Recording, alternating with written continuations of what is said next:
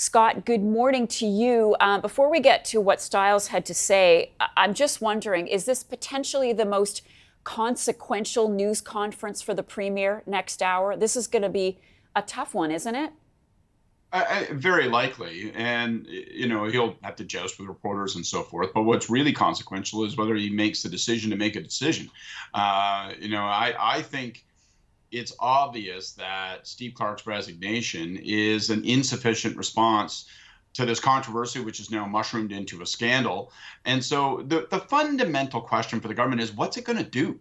In order to restore people's confidence in the integrity of the process around these parcels of land coming out of the Greenbelt. What's it going to do to reassure people that the government's motivations are in the public interest? What's it going to do to reassure people who now have doubts about whether or not a handful of insiders with billions of dollars are able to grab a hold of parcels of land and turn that into further billions of dollars? So, are they going to reverse the policy? Are they going to reverse the process? Will they announce a new process, some sort of review? I don't know what precisely to expect, but I expect something, because staying in the spot they're in is only going to lead to further political damage. Okay, but I'm thinking about his message from last week, actually the message throughout, but he really hammered it in last week that this was all about creating housing because Ontario is growing and they need to develop land so that people have somewhere affordable to live.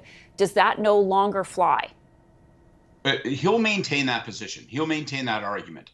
But the resignation of Clark puts them in a position where they're clearly conceding that something was wrong here. And obviously they must. You have the Auditor General report. You have the report from the Integrity Commissioner. You have the further prospect of a potential RCMP investigation, potentially additional considerations and investigations from the Integrity Commissioner. You've got a guy named Mr. X who's talking about cashing $1 million check.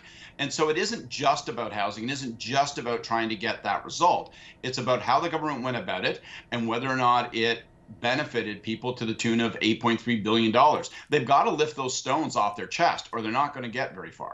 Is there an elegant way for Ford to get out of this? If he does, in fact, follow through on your prediction, comes out and says, okay, we're going to reverse the decision on this. We're going to return the land to the Greenbelt. Is it done? Is it over?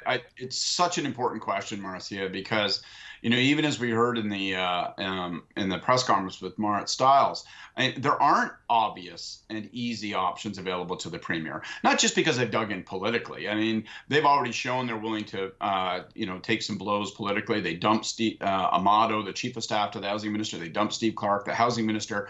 But the choices available to them. Let's say they do reverse the process, which I think is inevitable. If they don't do it today, they'll do it 3 weeks from now after they've taken further damage. But if they do, they will be sued.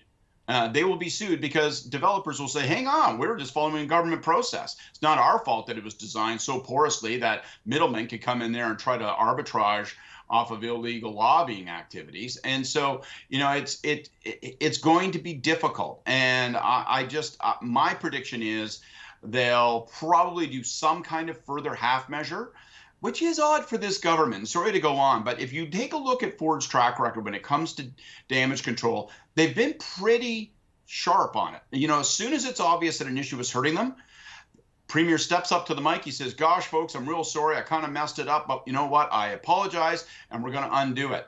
And they've not done that here. We're into weeks now of them prevaricating and saying it's all about housing.